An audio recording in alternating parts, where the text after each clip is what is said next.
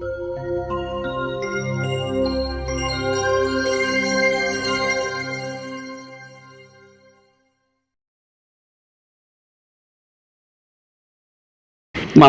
മിത്രങ്ങളെ. പൂർവികർ പറയുമായിരുന്നത്രേ, കിടക്ക വിട്ട് എഴുന്നേറ്റാൽ ജപിച്ചുകൊണ്ട് എഴുന്നേക്കണേ എന്ന്.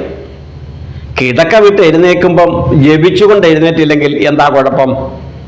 ഇനി ജപിച്ചുകൊണ്ട് എഴുന്നേറ്റാൽ എന്താ ലോട്ടറി അടിക്കുമോ? ഇങ്ങനെയുള്ള സംശയങ്ങൾ പലപ്പോഴും പലരും ഇത് കേൾക്കുമ്പോൾ ചോദിക്കും, അല്ലെങ്കിൽ ചോദിക്കാറുണ്ട്. എന്തുകൊണ്ടാണ് പൂർവികർ ഇങ്ങനെ പറഞ്ഞത്? അവരങ്ങനെ പറയുവാനുള്ള കാരണം, എൻ്റെ ഉള്ളിലുള്ള ആ എനർജി അല്ലെങ്കിൽ ചൈതന്യം എൻ്റെ ഇന്നത്തെ എല്ലാവിധമായ പ്രവർത്തനത്തെയും ധന്യമായ തലത്തിലേക്ക് എത്തിക്കണം, ആയാസരഹിതമായ വിജയത്തെ പ്രദാനം ചെയ്യണം, കൃത്യമായ ലക്ഷ്യം ഞാൻ വളരെ വേഗത്തിൽ കരഗതമാക്കണം.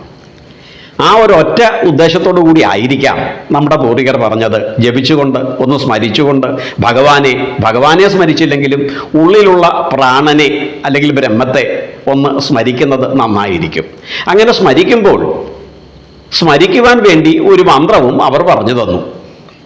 ഋഗ്വേദത്തിൽ പ്രസിദ്ധമായ ഒരു പ്രഭാത മന്ത്രമുണ്ട്.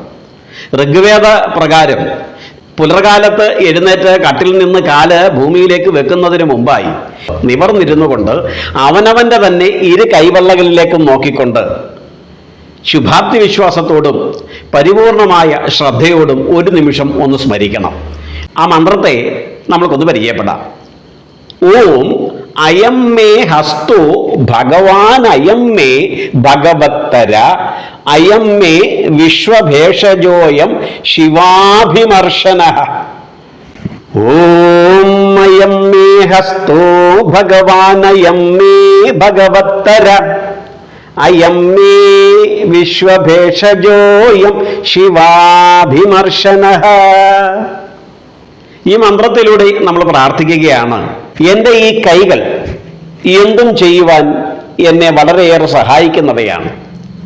എന്നിലേക്ക് സർവ്വവിധമായ ഐശ്വര്യത്തെ എത്തിക്കുവാൻ സർവദാ സജ്ജവും ചൈതന്യവത്തുമാണ് എൻ്റെ ഈ കരങ്ങൾ.